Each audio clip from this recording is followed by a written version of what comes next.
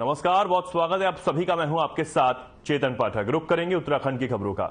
मुख्यमंत्री पुष्कर सिंह धामी ने ट्वीट कर कहा कि देश के यशस्वी प्रधानमंत्री 26 मई 2014 से प्रारंभ नए भारत की विकास यात्रा में ये उपलब्धि आपकी दूरदर्शिता एवं प्रतिबद्धता को परिलक्षित करती है। डिजिटल इंडिया अभियान के अंतर्गत देवभूमि उत्तराखंड के साथ साथ आज संपूर्ण भारतवर्ष कनेक्टिविटी के क्षेत्र में हो रहे अभूतपूर्व कार्यों का साक्षी बन रहा है। 1.25 करोड़ प्रदेशवासियों को करोड़ों श्रद्धालुओं की ओर से हार्दिक आभार जताया।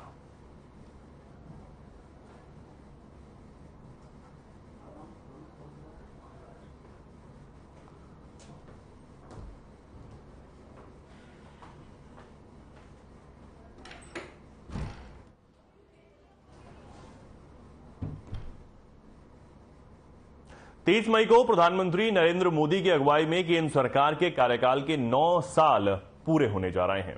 इस उपलक्ष्य में बीजेपी पूरे देश में कई बड़े बड़े कार्यक्रमों का आयोजन करने जा रही है। इसी कड़ी में प्रधानमंत्री नरेंद्र मोदी देश के विभिन्न क्षेत्रों में जाकर जनसभा को संबोधित भी करेंगे। प्रधानमंत्री मोदी के जनसभा का एक कार्यक्रम उत्तराखंड के लिए भी निर्धारित किया गया है। उत्तराखंड बीजेपी ने पीएमओ कार्यालय को प्रदेश के सीमांत गांव गूंजी में जनसभा के लिए प्रस्ताव भेजा। राज्यसभा सांसद नरेश बंसल ने कहा कि प्रधानमंत्री नरेंद्र मोदी की जनसभा 30 मई से 30 जून के बीच पीएमओ कार्यालय से हरी झंडी मिलने के बाद किसी एक दिन होगी।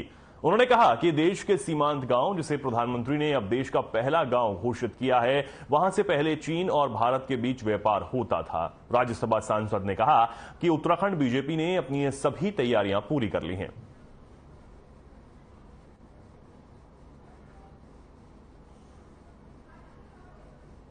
हमारे यशस्वी प्रधानमंत्री श्री नरेंद्र मोदी जी के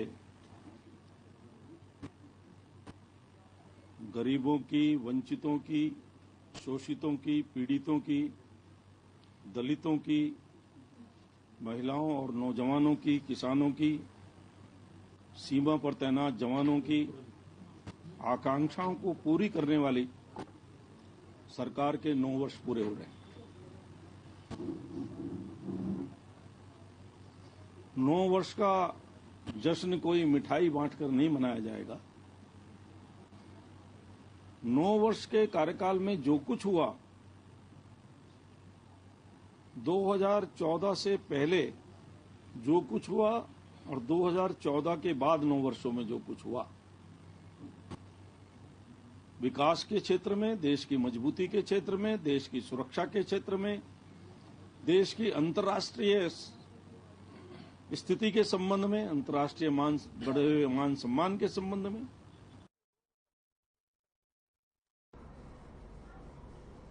केदारनाथ के मेरू सुमेरु पर्वत पर फंसे तीर्थयात्री को एसडीआरएफ के जवानों ने देवदूत बनकर सकुशल रेस्क्यू किया। दरअसल नियंत्रण कक्ष रुद्रप्रयाग द्वारा एसडीआरएफ को सूचना मिली थी कि श्री केदारनाथ से भैरव मंदिर की तरफ 3 से 4 किलोमीटर आगे मेरू सुमेरु पर्वत के पास एक तीर्थयात्री मौसम खराब होने और भारी बर्फबारी के बीच फंस गया है, जिस पर एसडीआरएफ के जवान भारी बर्फबारी के बीच लगभग 4 किलोमीटर पैदल बर्फ पर चलकर श्रद्धालु तक पहुंचे और श्रद्धालु को सुरक्षित केदारनाथ लेकर आए।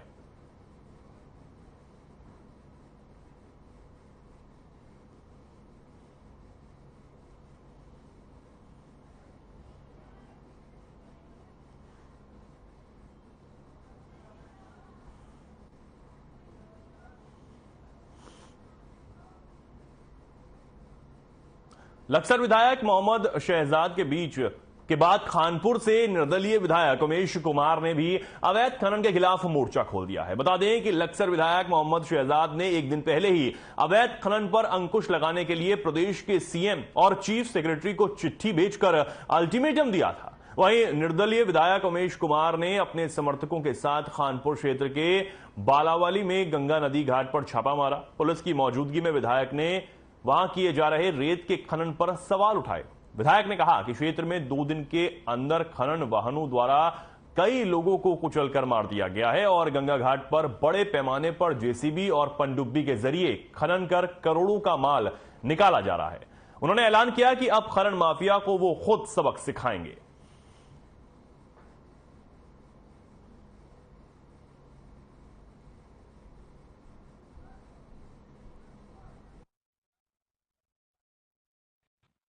लगातार दो बड़ी दुखद घटनाएं हुई लक्सर खानपुर विधानसभा में। मेरी विधानसभा के 3 नवयुवक बच्चे जिन्होंने अभी जीवन भी नहीं देखा था, उनकी निर्मम तरीके से हत्या कहूंगा, क्योंकि जिस तरह उनको डंपर ने 500 मीटर तक कुचला है, उनको घसीटते हुए ले गया है, वो घटना बर्दाश्त से बाहर की घटना है। ऐसे ही लक्सर में 2 मासूम बच्चों की मौत हो गई और एक व्यक्ति की। उसके बावजूद भी प्रशासन जागने को तैयार नहीं है। यहाँ की स्थिति आप स्वयं देख रहे हैं इस समय, कितना माल, यहाँ करोड़ों रुपए का माल इकट्ठा कर रखा है। जेसीबी चल रही है, बड़ी बड़ी मशीनें चल रही हैं। सबसे बड़ी बात, पनडुब्बी पूरा सेटअप लगाया गया है यहाँ पर, और पूरा का पूरा खनन उत्तराखंड के माध्यम से, पूरा का पूरा खनन उत्तराखंड में हो रहा है। कितनी दुखद बात है।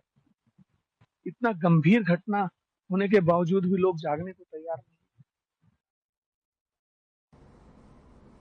उत्तराखंड के सरकारी अस्पतालों में रेडियोलॉजिस्ट की कमी बनी हुई है। ऐसे में गर्भवती माताओं को अल्ट्रासाउंड कराने के लिए लंबा इंतजार करना पड़ता है। इसे लेकर उत्तराखंड के DG health doctor Vineet Shah का कहना है कि स्वास्थ्य विभाग में पर्याप्त संख्या में लेडी डॉक्टर गर्भवती महिलाओं का बेसिक चेकअप करने के लिए उपलब्ध हैं। उन्होंने बताया कि लेडी डॉक्टरों की तरफ से गर्भवती महिलाओं का समय समय पर चेकअप किया जाता है और जरूरत महसूस होने पर ही गर्भवती महिलाओं को अल्ट्रासाउंड कराने के लिए कहा जाता है। डॉक्टर विनीता शाह का कहना है कि स्वास्थ्य महकमे के पास जितने भी रेडियोलॉजिस्ट हैं, उन्हें अन्य अस्पतालों में भेजकर गर्भवती महिलाओं का समय पर अल्ट्रासाउंड किया जा रहा है।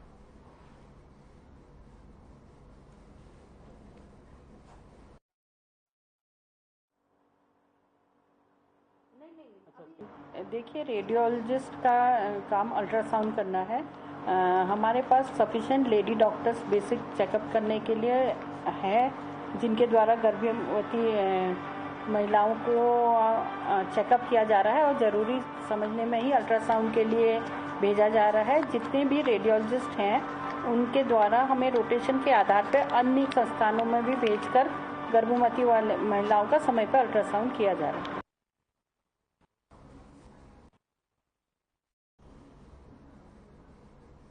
अब खबर लक्सर से है, जहां किसान विद्यालय इंटर कॉलेज की 10वीं कक्षा की वंशिका ने उत्तराखंड बोर्ड परीक्षा में 93% अंक हासिल किए हैं। उसने कॉलेज को टॉप करने के साथ ही जनपद की टॉप 5 में नाम दर्ज करवाया है। वंशिका की माता मोहिती देवी किसान विद्यालय इंटर कॉलेज में भोजन माता का काम करती हैं, जबकि पिता विजेंद्र सिंह राजमिस्त्री का काम करते हैं। वंशिका कहती हैं कि मेहनत से सब कुछ हासिल किया जा सकता है। वे भविष्य में प्रशासनिक अधिकारी बनकर देश और समाज की सेवा करना चाहती हैं। कॉलेज के शिक्षक संजय चौधरी ने कहा कि वंशिका की उपलब्धि से साबित होता है कि प्रतिभा किसी संसाधनों की मोहताज नहीं होती।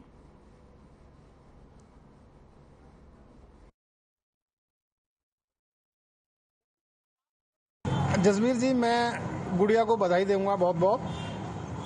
वंशिका 10th क्लास की स्टूडेंट थी। इसने 93% हाई स्कूल के एग्ज़ाम में हमारे कॉलेज में, केवी इंटर कॉलेज लक्सर में हाईएस्ट मार्क्स लिए हैं।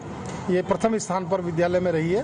94 पर मेरिट आई है प्रदेश की, लेकिन ये बहुत अच्छी बात है। बच्ची ने बहुत मेहनत करी है और बच्ची एक बहुत मध्यम परिवार से थी। इनकी मदर भी विद्यालय में भोजन माता के रूप में काम करती हैं। तो मेरा कहने का तात्पर्य ये है कि प्रतिभा कहीं भी मिल सकती है। सर, वैसे से सबसे पहले श्रेय तो मेरे मॉम डैड को ही जाता है, जिन्होंने मुझे इतना मोटिवेट करा है। और उसके बाद मेरी टीचर है मैथ के, उन्होंने भी बहुत ज़्यादा मोटिवेट करा है मुझे। थैंक यू सो मच, मैंने बहुत ज़्यादा थैंक यू बोलूँगी। और मेरा एम JEE की तैयारी करना है। मैं उनके लिए ये कहूँगी कि कुछ भी पाने के लिए सबसे पहले मेहनत करनी ज़रूरी है। मेहनत करके हम कुछ भी पा सकते हैं, कुछ भी कर सकते हैं।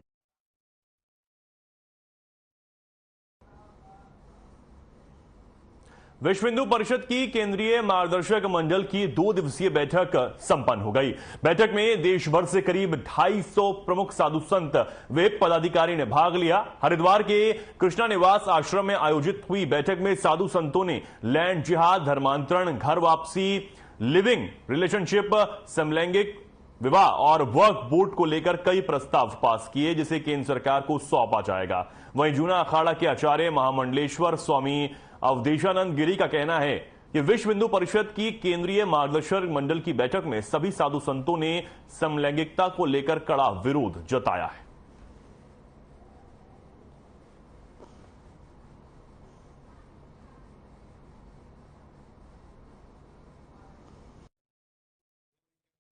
मुख्य रूप से 2-3 विषयों के ऊपर समाज का मार्गदर्शन हो, इसलिए सभी पूज्य धर्माचार्यों ने, संतों ने यहाँ पर चिंतन किया है।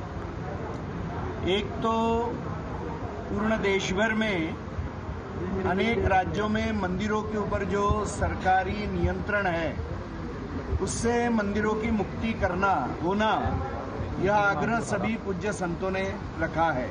हिंदू मंदिरों का जो नियंत्रण है वह एक पक्षपाती बात भी है, क्योंकि चर्च या मस्जिद के ऊपर सरकारी नियंत्रण नहीं है। साथ साथ में वक्फ बोर्ड जैसे और वक्फ के कानून जैसे जो कुछ कानून आए हैं वह हिंदू हितों के एकदम विरोध में है, और इस कारण से उसके पीछे छुपकर अनेक मुस्लिम लैंड माफिया भी हिंदुओं के जमीनों के ऊपर और प्रॉपर्टीज के ऊपर कब्जा कर रहे हैं। विश्व हिंदू परिषद के ये सारे संत मिलकर पुरजोर विरोध व्यक्त करते हैं। माननीय उच्चतम न्यायालय से हमने प्रार्थना की है, पत्रों के माध्यम से बार बार हम अलग अलग मंचों पर यह स्वर मुखर कर रहे हैं कि हमारी संस्कृति, संस्कार, विचार और हमारी सभ्यता को इस तरह से ध्वस्त करने के लिए एक षड्यंत्र है, विदेशी षड्यंत्र है। समाज में लिव इन रिलेशनशिप को लेकर किस प्रकार की एक दूषित मानसिकता बनी है, उन बच्चों का क्या भविष्य होगा, वो किस तरह से विधि पूर्वक रहेंगे, उनके माता पिता कौन होंगे।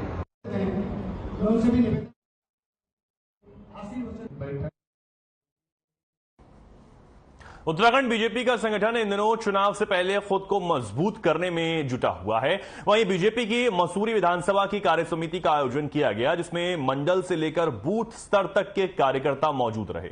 इस कार्यसमिति में कैबिनेट मंत्री और मसूरी से विधायक गणेश जोशी भी मौजूद रहे, जिन्होंने कहा कि आज देश में प्रधानमंत्री मोदी के शासनकाल को 9 साल पूरे होने जा रहे हैं और इन 9 सालों में देश ने विश्व के मंचित्र पर भारत को मजबूत देश बताने का काम किया है। कैबिनेट मंत्री ने कहा कि देश में प्रधानमंत्री और राज्य में सीएम धामी ने जो उपलब्धियां हासिल की हैं, उन्हें कार्यकर्ताओं के माध्यम से घर घर ले जाने का समय आ गया है, ताकि देश में फिर से आगामी चुनावों में मोदी सरकार ही बन सके। और आज भारतीय जनता पार्टी की सरकार को दिल्ली में 9 साल पूरे होने जा रहे हैं, और 9 साल के अंदर जो ऐतिहासिक काम मोदी सरकार ने किए हैं, चाहे जनधन योजना हो, चाहे बेटी बचाओ बेटी पढ़ाओ हो, चाहे 12 करोड़ से अधिक लोगों को किसान सम्मान निधि देने की बात हो, चाहे 11 करोड़ 19 लाख लोगों को उज्ज्वला गैस कनेक्शन देने की बात हो, चाहे 10 करोड़ 80 लाख 3,556 लोगों को प्रधानमंत्री ग्रामीण आवास देने की बात हो, चाहे 8 करोड़ लोगों को घरों में शौचालय इज्जतघर देने की बात हो, चाहे देश की रक्षा करने वाले सैनिक को आधुनिक इक्विपमेंट देने की बात हो, एक से एक कल्याणकारी कार्य इस मोदी सरकार ने किया। चारधाम यात्रा के बाद अब श्रावण मास में शुरू होने वाली नीलकंठ महादेव की कांवड़ यात्रा की तैयारियां भी प्रशासन ने तेज कर दी हैं। एसएसपी श्वेता चौबे ने कांवड़ यात्रा की सुरक्षा और अन्य व्यवस्थाओं को लेकर निरीक्षण किया है। निरीक्षण लक्ष्मण झूला थाना क्षेत्र अंतर्गत गरुड़चट्टी, मोहनचट्टी, पीपलकोटी होते हुए नीलकंठ मंदिर परिसर तक किया गया। इस दौरान एसएसपी श्वेता चौबे ने लक्ष्मण झूला थाना प्रभारी विनोद गुसाई को संपूर्ण थाना क्षेत्र में पुलिस सत्यापन अभियान चलाए जाने के निर्देश दिए। नीलकंठ में स्थापित कंट्रोल रूम का निरीक्षण कर सीसीटीवी कैमरों की व्यवस्था को दुरुस्त रखने के लिए भी कहा गया है। जंगली जानवरों के खतरे को देखते हुए वन विभाग के साथ पत्राचार करने और पार्किंग की व्यवस्था को दुरुस्त करने के निर्देश भी अधीनस्थ पुलिस अधिकारियों को दिए गए।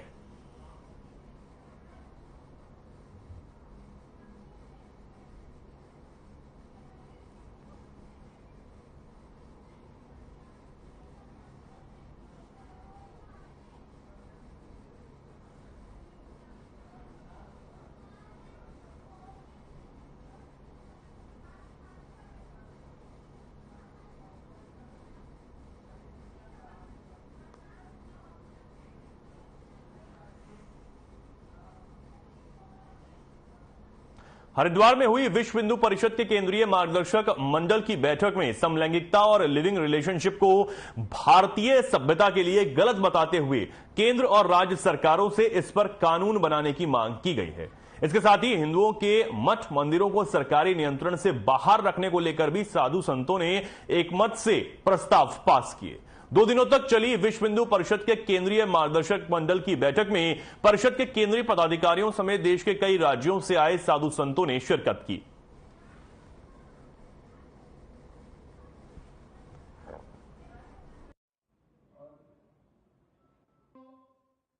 विशेषकर धर्मांतरण पर लव जिहाद की चर्चाएं तो बहुत व्यापक रूप से हुई, लेकिन संत अत्यंत चिंतित हैं कि संतों के धन का दुरुपयोग हो रहा है, मठ मंदिरों का। और जैसा कि सरकारों के पास मठ मंदिरों का जो नियंत्रण है, सरकारों ने जो मठ मंदिरों का अधिग्रहण किया हुआ है, अब उन्हें वापस लौटाना चाहिए। और इस देश में एक बड़ा विकृत मानसिकता का एक कानून आ रहा है जो अत्यंत घृणित है और वह एक पशुवत जैसी प्रकृति पैदा करने वाला है। और वह समलैंगिक विवाह की चर्चा, लिव इन रिलेशनशिप की बात उच्चतम न्यायालय से हमने प्रार्थना की है। पत्रों के माध्यम से बार बार हम अलग अलग मंचों पर यह स्वर मुखर कर रहे हैं। एक तो पूर्ण देश भर में अनेक राज्यों में मंदिरों के ऊपर जो सरकारी नियंत्रण है, उससे मंदिरों की मुक्ति करना और हिंदुओं का धन हिंदू धर्म के कार्य के लिए ही होना, यह आग्रह सभी पूज्य संतों ने रखा है। साथ साथ में वक्फ बोर्ड जैसे और वक्फ के कानून जैसे जो कुछ कानून आए वह हिंदू हितों के एकदम विरोध में हैं और इस कारण से उसके पीछे छुपकर अनेक मुस्लिम लैंड माफिया भी हिंदुओं के जमीनों के ऊपर और प्रॉपर्टीज के ऊपर कब्जा कर रही है। और इसीलिए पूज्य संतों ने इसके विरुद्ध भी अपना रोष व्यक्त किया है। परंपराओं में विश्वास रखने वाले जो सारे वर्ग है, उनका भी मत लेकर इसके बारे में निर्णय होना चाहिए। केवल कुछ लोगों को अपनी विकृत वासनाएं पूर्ण करनी है, इसके लिए कोई कोर्ट में पहुंच जाता है, तो इन बातों को स्वीकारना नहीं चाहिए, ऐसा पूज्य संतों ने यहां पर मत प्रकट किया है। खबर काशीपुर से है। प्रदेश के पूर्व मुख्यमंत्री हरीश रावत अपने बयान पर सुर्खियां बटोर रहे हैं। उन्होंने कहा कि हम कुछ भी कहें तो हो जाते हैं बदनाम, धामी सरकार जुल्म भी करे तो चर्चा तक नहीं होती। अपने इस नए बयान पर सुर्खियां बटोरते हुए वे कांग्रेस से जुड़े यात्रा के साथ काशीपुर पहुंचे, जहां उनका कांग्रेस कार्यकर्ताओं ने नारों के साथ जोरदार स्वागत किया। हरीश रावत ने नगर के किला बाजार पहुंचकर अपनी यात्रा प्रारंभ करते हुए लोगों से साथ जुड़ने और पार्टी के हाथों को मजबूत करने का आह्वान किया है।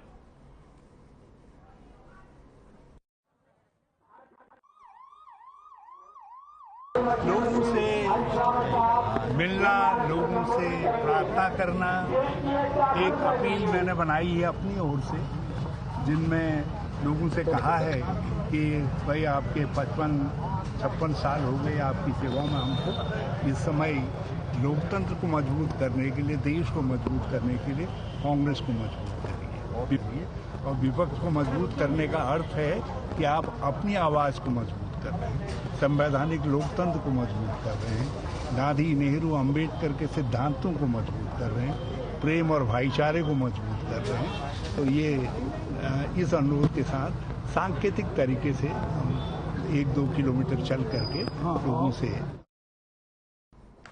खबरों में फिलहाल के लिए इतना ही। नमस्कार।